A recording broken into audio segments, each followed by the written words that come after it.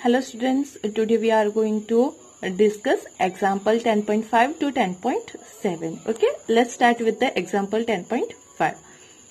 Haloalkanes react with KCN to form alkyl cyanide as main product, while AgCN forms isocyanide as the chief product. Explain. सही है। क्या बोला गया है कि जब भी हम अल्काइल हैलाइड की हेलो अल्केन्स की अगर केसीएन पोटेशियम साइनाइड के साथ रिएक्शन करेंगे तो मेन प्रोडक्ट क्या मिलेगी, हमें साइनाइड मिलेगी। और अगर वही हेलो अल्केन की हमने सिल्वर साइनाइड के साथ रिएक्शन कैरिड आउट की तो क्या मेन प्रोडक्ट मिलेगी, आइसोसाइनाइड। तो ये क्यों होता है, ये प्रोडक्ट का डिफरेंस क्यों है, वो हमें एक्सप्लेन करना है। जो क्वेश्चन में दिया गया है वही मैंने यहाँ पे इक्वेशन फॉर्म में लिख दिया है। ये क्या है, हमारा RX मतलब होल या अल्काइल हैलाइड। अगर हम उसकी KCN के साथ रिएक्शन करते हैं तो हमें प्रोडक्ट क्या मिलेगी, ये हो गया हमारा अल्काइल साइनाइड। सही है। और साथ में यहाँ से X और ये के पोटेशियम, तो पोटेशियम हैलाइड रिमूव हो जाएगा। और ये बोला गया है अगर हम उसी अल्काइल हैलाइड की सिल्वर साइनाइड के साथ रिएक्शन कैरिड आउट करते हैं तो हमें साइनाइड की जगह क्या मिलेगी, मेन प्रोडक्ट आइसोसाइनाइड मिलेगी। सही है। और सिल्वर हैलाइड रिमूव होगा। ये क्यों होता है वो हमें डिस्कस करना है। तो हम पहले बात करते हैं पोटेशियम साइनाइड की। तो जो पोटेशियम साइनाइड है वो क्या है, एक आयनिक कंपाउंड है। और आयनिक कंपाउंड है मतलब उसके पास क्या है, साइनाइड ग्रुप वो प्रोड्यूस करेगा। जब भी हम उसका सॉल्यूशन फॉर्म करेंगे तो वो क्या करेगा, साइनाइड ग्रुप प्रोड्यूस करेगा, मतलब कि CN- फॉर्म करेगा, हम ये कह सकते हैं। तो जो ये KCN है हमारा वो K+ और CN- में कन्वर्ट हो गया। सही है। अगर हम उसे और अच्छी तरह से लिखे और डिटेल में लिखे तो क्या होगा, ये K+ तो हो गया। अब हम पता है कि ये जो C और N है उसके बीच में क्या होगा, ट्रिपल बॉन्ड होगा। और अभी फिर भी उसके पास क्या होगा, नाइट्रोजन के पास एक लोन पेयर ऑफ इलेक्ट्रॉन बच जाएगी, क्योंकि जो हमारा नाइट्रोजन है उसकी वैलेंसी 5 होती है। यहाँ पे वो एक इलेक्ट्रॉन शेयर करेगा, मतलब 3 इलेक्ट्रॉन उसने बॉन्ड में शेयर कर दिए, तो फिर भी उसके पास एक लोन पेयर ऑफ इलेक्ट्रॉन रह जाएगी। उसी तरह ये जो हमारा KCN था वो कौन सा था, आयनिक बॉन्ड फॉर्म करता है।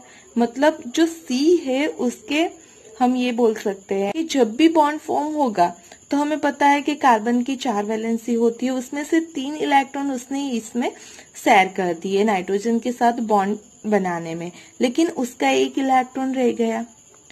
और जब भी वो कंपाउंड बनाएगा तब पोटेशियम क्या करेगा, अपना एक इलेक्ट्रॉन उसे डोनेट कर देगा। मतलब उसके पास भी, कार्बन के पास भी क्या हो गया, तो लोन पेयर ऑफ इलेक्ट्रॉन आ गई। सही है। मतलब अगर हम KCN की बात करें तो जो साइनाइड ग्रुप है उसमें कार्बन और नाइट्रोजन दोनों के पास क्या है, तो लोन पेयर ऑफ इलेक्ट्रॉन है, जिसे वो क्या कर सकते हैं, डोनेट कर सकते हैं। सही है। मतलब अगर अब इस साइनाइड की हमें अल्काइल ग्रुप से रिएक्शन करवानी है तो हमारा जो अल्काइल ग्रुप है, अल्काइल ग्रुप में क्या होगा, तो कार्बन ही होगा। सही है। कोई भी अल्काइल ग्रुप ले ले हम तो उसमें क्या होगा, कार्बन होगा। तो उस कार्बन पे ये कार्बन भी अटैक कर सकता है और ये नाइट्रोजन भी अटैक कर सकता है, क्योंकि दोनों के पास क्या है, लोन पेयर ऑफ इलेक्ट्रॉन है। बट हम ये जानते हैं कि जब CC बॉन्ड फॉर्म होता है वो मोर स्टेबल होता है as compared to CN bond. सही है। तो क्या होगा, इन दोनों में से जो कार्बन अटैक करेगा और जो कंपाउंड फॉर्म होगा वो क्या होगा, मोर स्टेबल होगा। और अगर कार्बन इस कार्बन पे अटैक करके जो कंपाउंड फॉर्म करेगा वो क्या मिलेगा, हमें अल्काइल साइनाइड मिलेगा। मतलब जब भी हम अल्काइल हैलाइड की KCN के साथ रिएक्शन करेंगे तो हमें क्या प्रोडक्ट मिलेगी, अल्काइल साइनाइड। सही है। लेकिन अगर हम बात करें सिल्वर साइनाइड की तो वो क्या है, कोवेलेंट कंपाउंड है। सही है। KCN क्या था, आयोनिक कंपाउंड था, जबकि जो हमारा सिल्वर नाइट्रेट है वो क्या है, कोवेलेंट कंपाउंड है। अगर कोवेलेंट कंपाउंड है तो उसमें क्या होगा, दोनों ने एक इलेक्ट्रॉन शेयर करके रखे हैं। तो यहाँ पे जो कार्बन है उसके पास कोई भी लोन पेयर ऑफ इलेक्ट्रॉन नहीं बचेगा, जबकि जो नाइट्रोजन है उसके पास क्या है, one lone pair of electron है, और उसी one lone pair of electron से वो अल्काइल ग्रुप के ऊपर क्या कर सकता है, अटैक कर सकता है। और अगर नाइट्रोजन अटैक करता है तो जो बॉन्ड फॉर्म होगा हमारे कार्बन के साथ वो किसका होगा, नाइट्रोजन का होगा। यानी कि जब भी हम सिल्वर साइनाइड के साथ अल्काइल हैलाइड की रिएक्शन करवाएंगे तो मेन प्रोडक्ट क्या फॉर्म होगी, आइसोसाइनाइड फॉर्म होगी। समझ में आई बात कि यहाँ पे नाइट्रोजन, सिर्फ नाइट्रोजन के पास ही फ्री इलेक्ट्रॉन है जिससे वो डोनेट कर सकते हैं, और अगर नाइट्रोजन अटैक करेगा, अपने फ्री इलेक्ट्रॉन डोनेट करेगा, तो जो प्रोडक्ट फॉर्म होगी वो कौन सी होगी, आइसोसाइनाइड। आई बात समझ में। अब बात करते हैं हम एग्जाम्पल 10.6 की। In the following pairs of halogen compounds, which would undergoes SN2 reaction faster? सही है, हमें क्या दिया गया है, तो पैर दी गई है, उसमें से हमें फाइंड आउट करना है कि कौन सा कंपाउंड, उस पैर में से कौन सा कंपाउंड SN2 रिएक्शन फास्ट देगा। सही है, हमें पता है जो SN2 रिएक्शन है वो किसके साथ इंक्रीज होती है, तो SN2 रिएक्शन का रेट इंक्रीज होता है स्टेरिक हिंड्रेंस के डिक्रीज होने से। अब ये स्टेरिक हिंड्रेंस क्या है उसकी हमने आगे भी बात करी थी, आज भी फिर से बात कर लेते हैं। स्टेरिक हिंड्रेंस कुछ नहीं है कि हमारा जब भी कोई न्यूक्लियोफाइल अटैक करेगा तो उससे क्या होगा, जो यहाँ जिस पे वो अटैक कर रहा है वहां पर जाने में उससे अगर कोई प्रॉब्लम होती है, अगर उससे कोई अड़चन मिलती है तो उसे क्या बोलते हैं, स्टेरिक हिंड्रेंस। अगर यहाँ पे हमने हाइड्रोजन ले लिया तो उसका एटॉमिक साइज क्या होगा, कम, तो ये न्यूक्लियोफाइल इजीली इस कार्बन पे अटैक कर सकता है। लेकिन अगर हमने इस हाइड्रोजन की जगह हमने ले लिया मिथाइल ग्रुप तो वो क्या हो गया, बल्कियर ग्रुप हो गया एज कम्पेयर टू हाइड्रोजन। तो वो क्या करेगा, खुद ही इतनी जगह ले लेगा कि ये जो न्यूक्लियोफाइल अटैक करने आने वाला है उसके लिए कोई जगह नहीं बचेगी। सही है, तो ये क्या हो गया, अगर हाइड्रोजन की जगह CH3 ग्रुप आ गया तो हम कह सकते हैं कि उस कंपाउंड का स्टेरिक हिंड्रेंस बढ़ गया है। समझ में आई बात। स्टेरिक हिंड्रेंस क्या है, स्टेरिक हिंड्रेंस है कि जब भी कोई न्यूक्लियोफाइल अटैक करने आता है तो उससे कितनी दिक्कत होती है, कितनी प्रॉब्लम होती है अटैक करने में, उसे उसका स्टेरिक हिंड्रेंस बोलते हैं। जितना कार्बन के साथ अटैच ग्रुप बल्कियर ग्रुप होगा उतना ही स्टेरिक हिंड्रेंस ज्यादा होगा। सही है, तो जो हमारी SN2 रिएक्शन है उसका ऑर्डर क्या हो जाएगा, अगर कोई प्राइमरी अल्काइल हैलाइड है तो इसीलिए SN2 रिएक्शन दे देगा, फिर सेकेंडरी और फिर टर्सरी। अब हम बात करते हैं हमें जो दो कंपाउंड दिए गए हैं उसकी, तो हमारी फर्स्ट पेयर है क्लोरोमिथाइल साइक्लोहेक्सेन और दूसरा है क्लोरोसाइक्लोहेक्सेन। सही है, यहाँ पे अगर हम देखें तो जिस कार्बन के साथ Cl अटैच है वो दूसरे सिर्फ एक ही कार्बन के साथ अटैच है, मतलब जो हमारा क्लोरोमिथाइल साइक्लोहेक्सेन है वो कौन सा हो गया, प्राइमरी कंपाउंड हो गया। जबकि हमारा क्लोरोसाइक्लोहेक्सेन है उसमें जो कार्बन हमारा Cl के साथ अटैच है वो दूसरे एक और दो कार्बन के साथ अटैच है। सही है, मतलब ये हमारा हो गया सेकेंडरी कंपाउंड। तो हम ये कह सकते हैं कि अगर हमारा क्लोरोसाइक्लोहेक्सेन प्राइमरी कंपाउंड है तो उसका स्टेरिक हिंड्रेंस भी कैसा होगा, लो होगा, हमने अभी यहाँ पे बात कर ली। सही है, तो अगर स्टेरिक हिंड्रेंस कम है और ये प्राइमरी अल्काइल हैलाइड है तो वो SN2 रिएक्शन क्या देगा, फास्ट देगा एज कंपेयर टू द क्लोरोसाइक्लोहेक्सेन। आई बात समझ में। अब बात करते हैं दूसरे कंपाउंड की। यहाँ पे हमें क्या दिया गया है, 1 आयोडोब्यूटेन और दूसरा दिया गया है 1 क्लोरोब्यूटेन। अगर हम उसकी बात करें तो जिस कार्बन के साथ हमारा आयोडीन अटैच है वो दूसरे सिर्फ एक कार्बन के साथ अटैच है, मतलब ये हमारा प्राइमरी कंपाउंड हो गया।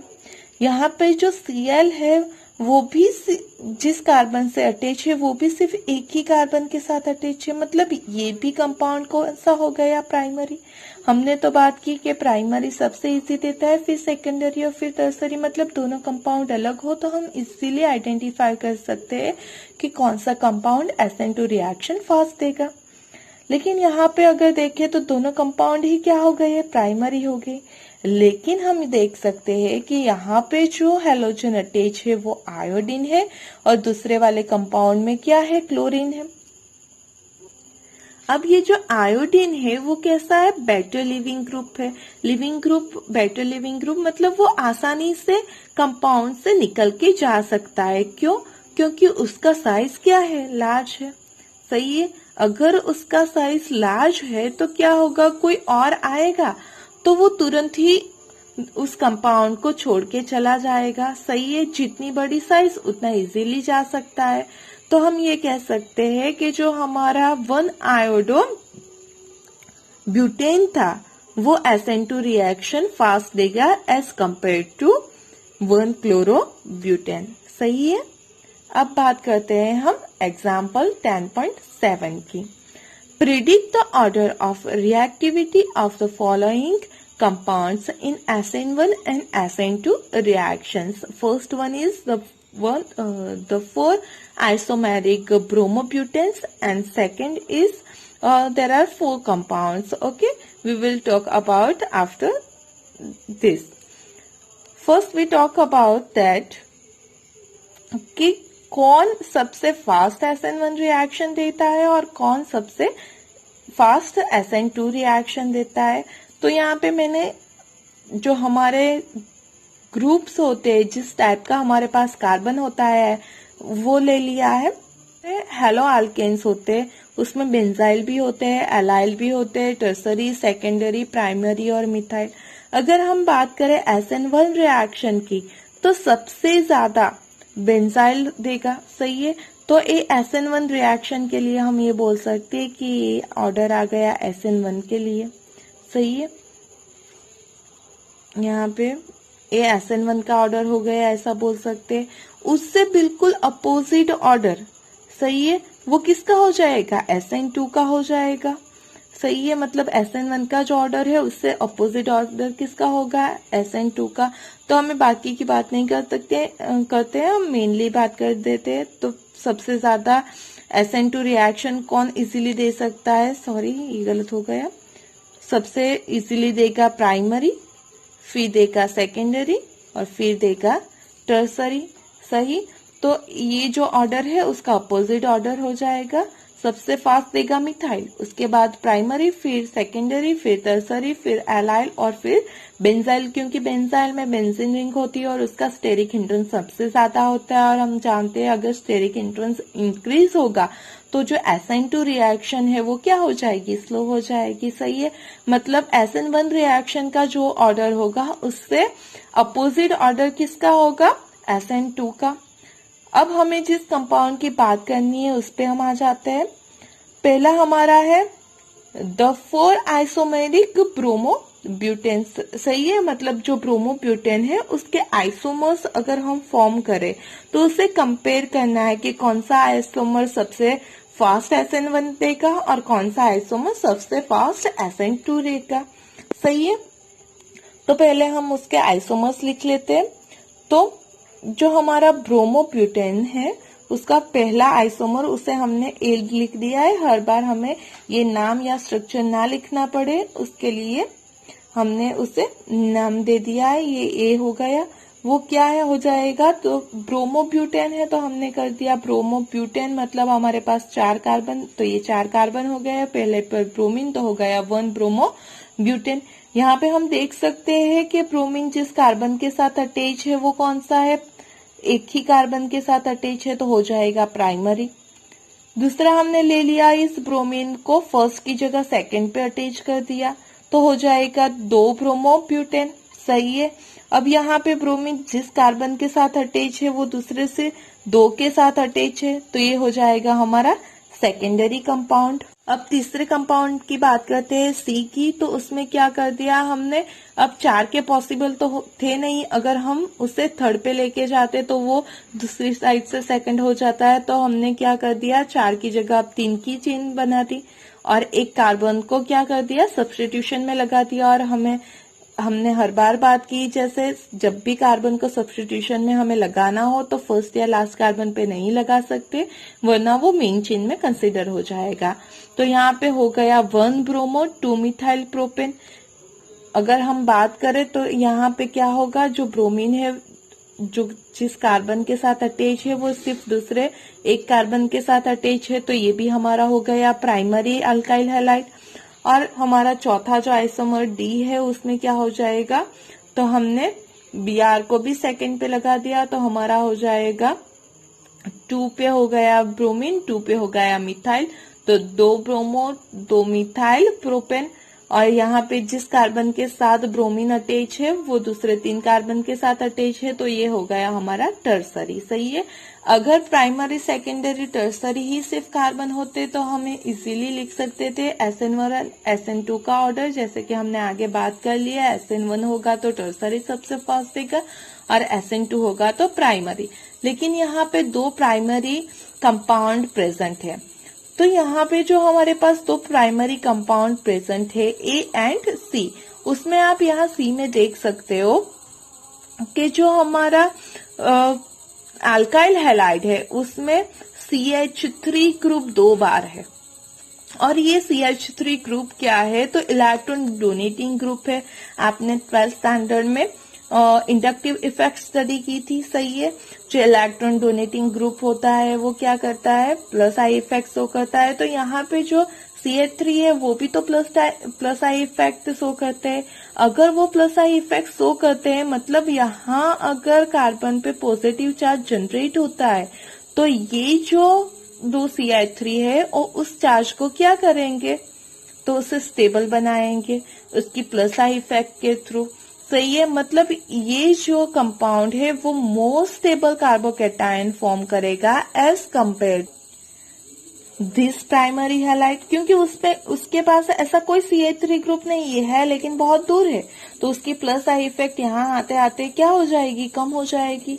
सही है। तो इसकी जो प्लस आई इफेक्ट कम होगी तो इसका जो पॉजिटिव चार्ज है वो इतना स्टेबल कार्बोकैटायन फॉर्म करेगा नहीं। और अगर कार्बोकैटायन लेस स्टेबल है यानी कि SN1 रिएक्शन क्या हो जाएगी, उसकी स्लो हो जाएगी। तो हम ये कह सकते हैं कि सबसे स्लो SN1 रिएक्शन कौन देगा, A। आई बात समझ में। सबसे स्लो A क्यों देगा, तो हमें SN1 का पता है ऑर्डर कि सबसे स्लो होगा प्राइमरी, फिर सेकेंडरी और फिर टर्सरी। यहाँ पे 2 प्राइमरी हो गए थे हमारे पास, और प्राइमरी में हमने देखा तो उस 2 कंपाउंड में जो C वाला कंपाउंड है उसके पास 2 CH3 ग्रुप है, जो कि वो क्या करेंगे, प्लस आई इफेक्ट शो करेंगे। और अगर प्लस आई इफेक्ट शो करते हैं तो जो ये पॉजिटिव चार्ज कार्बोकैटायन फॉर्म होगा उसे वो क्या कर देंगे, प्लस आई इफेक्ट से इलेक्ट्रॉन डोनेट करके स्टेबल कर देंगे।